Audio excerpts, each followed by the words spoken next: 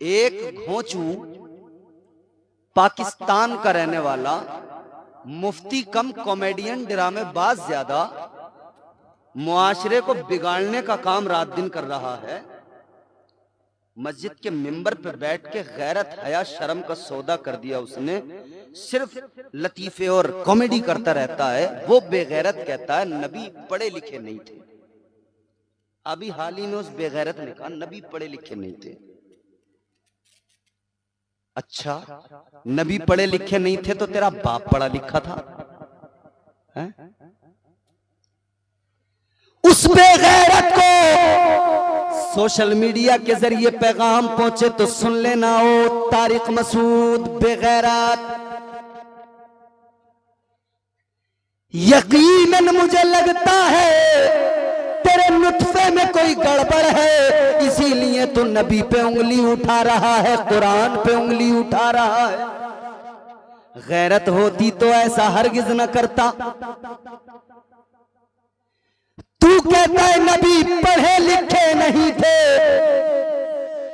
تو یہ قرآن میں جو اللہ نے فرمایا الرحمن علم القرآن،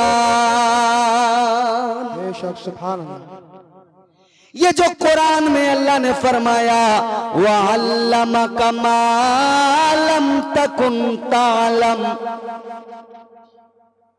وہ بے غیرت کبھی ان آیتوں کو پڑھ لیتا تجھے پتہ لگ جاتا۔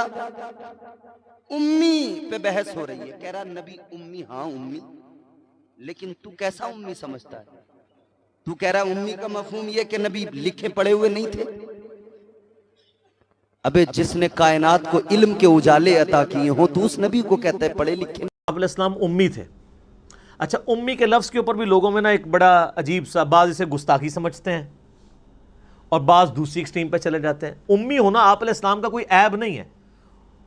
امی آپ اس اعتبار سے بھی تھے کہ سورہ شورا میں، قرآن حکیم میں اللہ تعالیٰ نے سورہ شورا کے اندر مکہ کو ام القرآن کہا ہے، بستیوں کی ماں، کیونکہ سینٹرل آپ کی بعثت خاصہ عرب کے لوگوں کے لیے تھی، اس وجہ سے بھی آپ امی ہیں۔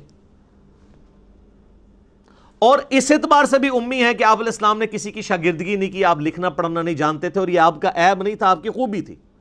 ڈاکٹر اقبال کا شاعر ہونا ان کی خوبی ہے، لیکن نبی علیہ السلام کا شاعر ہونا ان کی خوبی نہیں ہے۔